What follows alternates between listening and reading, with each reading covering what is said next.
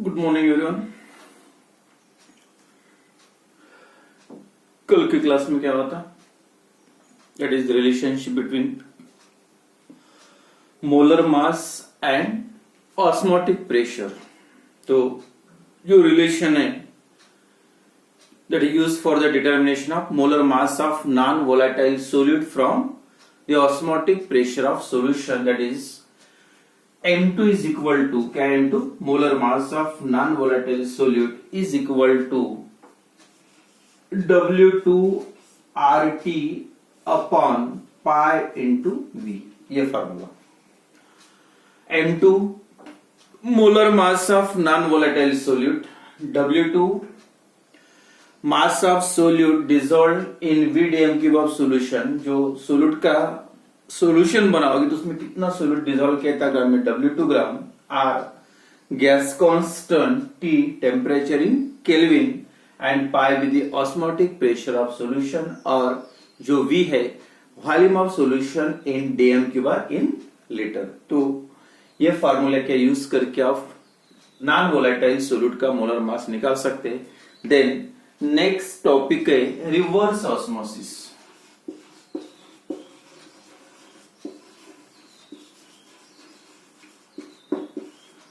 Reverse, उसमें नाम में देखो क्लियर हो जाता है। रिवर्स का मतलब उल्टा, ऑस्मोसिस और रिवर्स ऑस्मोसिस। तो ऑस्मोसिस का मतलब क्या है? As already mention earlier in last class, osmosis is the flow of solvent.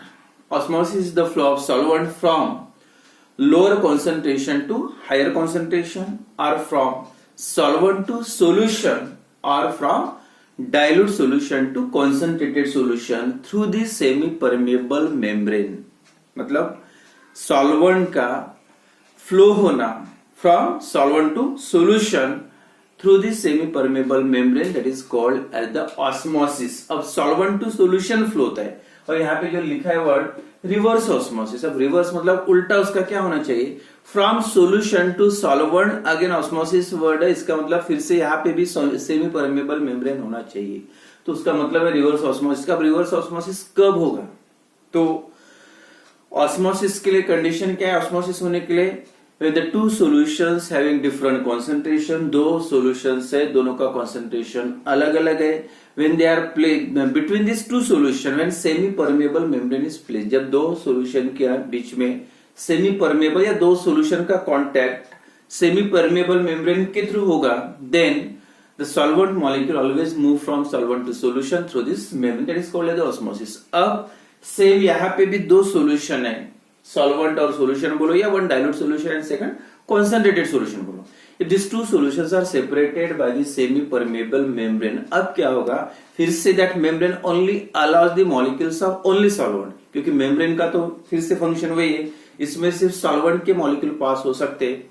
तो यहाँ पे जो फ्लो होगा रिवर्स ऑस्मोसिस में, from solution into this solvent, उल्टा solution to solvent through the semi permeable membrane, that is called as the reverse। अब second आता है how why this flow takes place। ऐसे अपने आप तो ये फ्लो पॉसिबल नहीं है, क्योंकि अगर सेपरेट करोगे तो एक ही पॉसिबिलिटी है, always flow from lower concentration to higher concentration through the semi permeable. लेकिन ये जो उल्टा फ्लो के लिए आपको स्पेशल, मतलब द प्रोसेस और ऑस्मोसिस कैन बी रिवर्स्ड, वो ऑस्मोसिस को आप रिवर्स कर सकते, इसको बोलना है reverse osmosis, by applying the pressure, by applying the external pressure to the solution side। solution side में आपको प्रेशर अप्लाई करना पड़ेगा, and that pressure is greater than osmotic pressure। मतलब जितना osmotic pressure है उससे ज्यादा प्रेशर अप्लाई करोगे solution साइड में, then normal osmosis स्टाफ होगा and reverse osmosis स्टाफ। अब देखो एक एक्सपेरिमेंट है, if the two solutions, दो सोल्यूशन है, two solutions are separated by a semi permeable membrane। अब यहाँ पे दो सोल्यूशन है, एक प्योर वाटर है और दूसरा है साल्टी सोल्यूशन या साल्ट सोल्यूशन। मतलब ये सोल्यूशन है, आप इसको बोल सकते हैं ये सॉल्वेंट और ये सोल्यूशन है, एंड यहाँ पे दोनों के बीच में जो मेम्ब्रेन है, that is the semi permeable membrane, SPM, semi permeable membrane. ये सॉल्यूशन साइड है,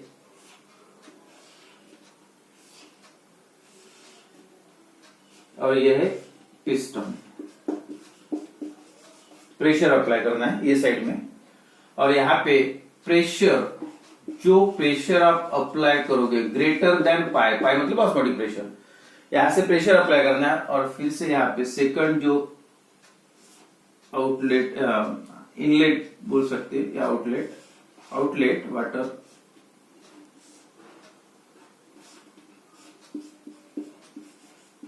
प्योर वाटर,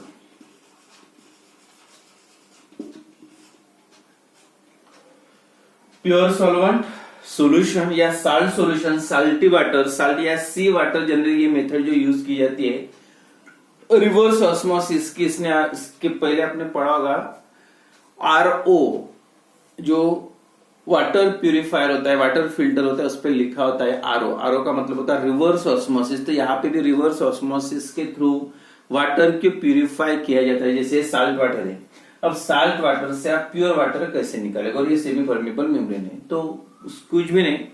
अगर सिंपल ऐसा दो सॉल्यूशन को आपने रख दिया, एक प्योर वाटर है, दूसरा साल्ट वाटर है, दोनों के बीच में सेमी परमेबल मेम्ब्रेन है, तो प्रोसेस सिंपल नॉर्मल प्रोसेस शुरू होगी। कौन सी? Flow of solvent from solvent to solution, ये साइड में वाटर फ्लो होगा। लेकिन इसको क्या बोलते हैं? ऑस्मोसिस। अब रिवर्स ऑस्मोसिस का मतलब क्या है? अब सबसे पहले जब ये प्योर वाटर है और ये साल्ट वाटर है, तो आपको इतना तो क्लियर है, इसका जैसे प्योर वाटर का वेपर प्रेशर की सपोज लेवल ये है, तो साल्ट सॉल्यूशन, उसमें साल्ट है, मतलब this level is always lower than that of pure water, क्योंकि वेपर प्रेशर जो होता है सॉल्यूशन का always lower than that of pure solvent, यानी वेपर प्रेशर कम है। अब ऑस्मोसिस को अगर स्टॉप करना है, ऑस्मोसिस शुरू हो जाएगा, क्योंकि सॉल्वेंट का फ्लो होगा फ्रॉम लोअर कॉन्सेंट्रेशन या pure water into the solvent to solution. लेकिन जब आप प्रेशर ये साइड में अप्लाई करोगे और उसकी वैल्यू यहां तक, अगर उसका भी प्रेशर यहां तक लाके रख दोगे जो कम हुआ है सोलूट डालने से, तो ऑस्मोसिस अपने आप स्टॉप होगी। उसी का जो आपने नाम बताया था, क्या बोलते हैं उसको? Osmotic pressure of solution. जो कम हुआ, फिर से अगर वही प्रेशर बढ़ा दोगे बाहर से अप्लाई करके, तब दोनों का वेपर प्रेशर सेम हो जाएगा, दोनों का वेपर प्रेशर सेम हो गया, मतलब ऑस्मोसिस भी स्टॉप होगी। और इसी को बोलते थे external pressure that apply to the solution side to stop the osmosis, that is called as the osmotic pressure definition. Yeah, pressure applied to the hydrostatic pressure greater than hydrostatic pressure.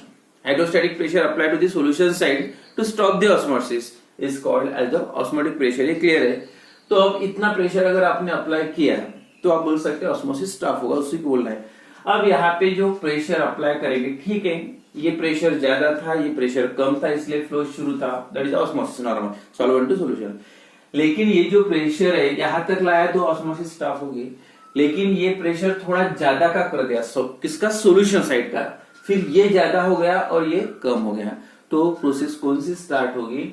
Normal osmosis stop होगी। और reverse osmosis मतलब solvent molecule then move from solvent to solution through this solution into the solvent through this semi permeable membrane, and that is called as the reverse osmosis. अब ये जो pressure है यहाँ से apply करना है piston का यूज करके, when the two solutions, that is two liquid, one pure solvent, another salt solutions are separated by semi permeable membrane, then normal osmosis stop and the process, normal process start will go say osmosis, flow of solvent. But when the pressure applied to the solution side, if it is a greater than osmotic pressure, यानी जितना osmotic pressure इसका है उससे अगर आपने ज्यादा pressure apply किया तो क्या होगा? then the solvent molecule start move from solution into the solvent through the semi permeable membrane, and that is called as the reverse osmosis. ये reverse osmosis के लिए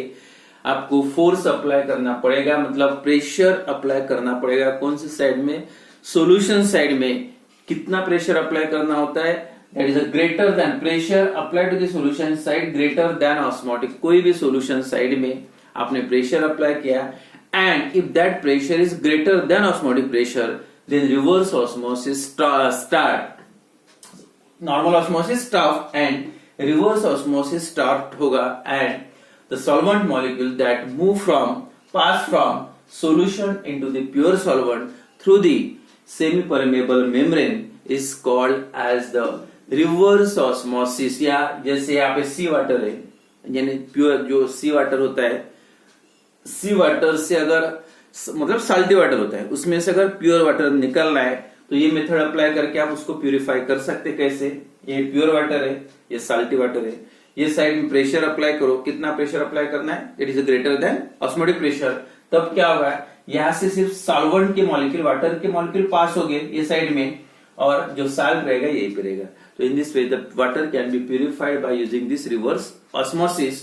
तो अगर डेफिनेशन लिखना है what is reverse osmosis, when pressure apply to the solution side is greater than osmotic pressure. कितना pressure apply करना है? जो ऑस्मोटिक प्रेशर होता है उससे ज्यादा।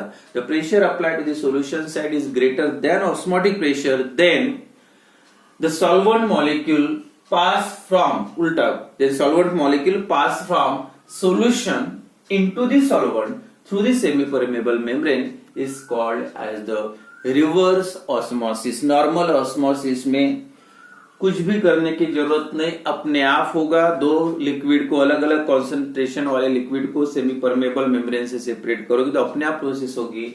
लेकिन रिवर्स ऑस्मोसिस के लिए जो सॉल्यूशन साइड होते हैं उसके वो साइड में आपको एक्स्ट्रा ज्यादा प्रेशर अप्लाई करना पड़ेगा। Then only reverse osmosis takes place. Osmosis का उसका अपोजिट, ऑस्मोसिस में सॉल्वेंट टू सॉल्यूशन, अब इसमें क्या होगा? उल्टा, solution into the solvent again through the semi permeable membrane, but that takes place only by applying pressure, external pressure, and that pressure must be greater than osmotic pressure. वो कितना pressure होना चाहिए?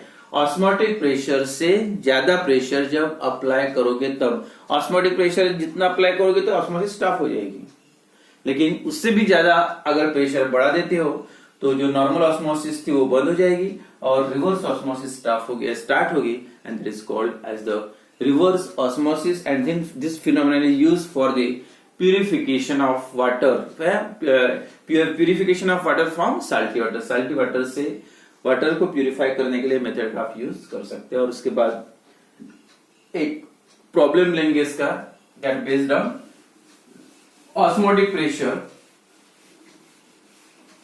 तो उसका रिलेटेड एक ही problem दिया है, what is the molar mass of,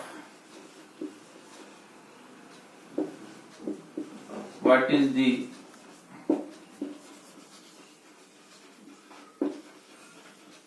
molar mass of solute, what is the molar mass of solute if a solution prepared by, if the solution is prepared by dissolving,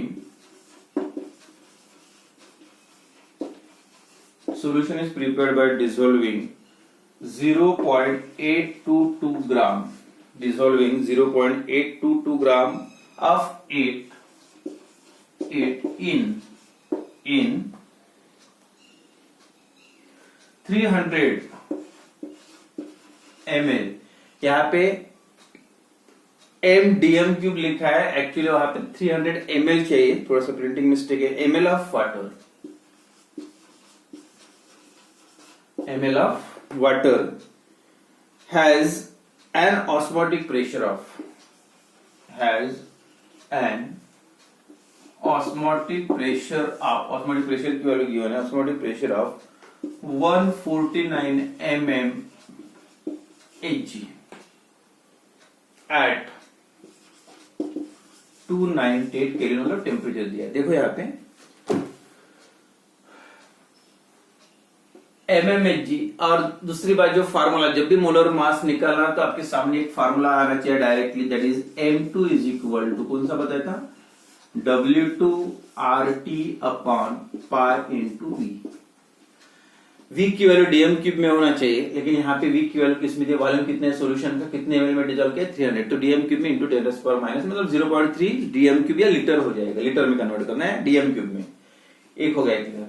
दूसरा, R generally given होता है, पहले page में रहेगा exam में जब question paper होता है, तो जूल में रहेगा या लीटर एटीएम में। तो अगर लीटर में रहा तो यहाँ पे जो वैल्यू होती है 0.082 या बाकी नंबर नहीं भी लिखा तो चलता, लीटर एटीएम पर केल्विन पर मोल। ये आर की वैल्यू 0 गिवन रहेगी वैल्यू, यहाँ पे ये प्रॉब्लम दी नहीं है, तो ये वैल्यू है इसकी। अब लीटर एटीएम में तो कांस्टेंट की वैल्यू एटीएम है प्रेशर वैल्यू, तो याद रखो उसका ऑस्मोटिक प्रेशर भी आपको किस में लेना पड़ेगा, एटीएम में ही लेना पड़ेगा। और इसका जो कन्वर्शन है 149 divided by 760 mm, 1 ATM is equal to 760 mmHg, 1 ATM is equal to 760 mm। तो इतना mmHg है तो उसके एटीएम कितने बनेंगे, तो डिवाइड बाय 760, ये दो कन्वर्शन है। अब वैल्यू कौन कौन से, डब्ल्यू की value, weight of solute directly given है, कितने बार डिसॉल्व किया है, देखो डिसॉल्विंग 0.822 ग्राम डब्ल्यू की वैल्यू, आर की वैल्यू 0.082, टी की वैल्यू टेम्परेचर भी दिया है 298 केल्विन, ऑस्मोटिक प्रेशर बस उसका कन्वर्शन करना पड़ेगा एटीएम में डिवाइड टू 760 से डिवाइड करके, और वॉल्यूम जो है एमएल में दिया है उसका कन्वर्शन आपको लीटर में लिखना पड़ेगा। तो सबसे पहले आप क्या लिखोगे, formula for the determination of molar mass from osmotic pressure of solution. तो एक एक टर्म्स लिखेंगे, उसमें क्या क्या निकालना, जैसे डब्ल्यू की वैल्यू गिवन है 0 कितना दिया है 822 ग्राम, देन आर की वैल्यू 0.082 लीटर एटीएम पर केल्विन पर मोल, आर की वैल्यू गिवन जाएगी। देन टी टेम्परेचर दिया है 298 केल्विन, उसके बाद आर हो गए, पाई की वैल्यू है कितना एटीएम 149 mmHg, प्रेशर दिया है and that equal to 149 divide by 760 करोगे तो उसका बन जाता है एटीएम में, और उसका आंसर आएगा 76 डिवाइड बाय 149 करो इंटू 10⁻⁻1, ये 0 कम कर दोगे तो इसका आंसर इसका आंसर आता है 0.196 एटीएम, ये हो गया। अब लास्ट है V की वैल्यू है 300 ml है and that equal to 0.3 DM cube, या लीटर भी लिख सकते, लीटर लिखो या डीएम क्यूब लिखो, सब वैल्यूज है, पुट करो और सॉल्व करो। Therefore M2 is equal to W2 0.822 into R 0.0821 into T 298 kelvin divided by osmotic pressure की वैल्यू है 0.196 इंटू वॉल्यूम है 0.3।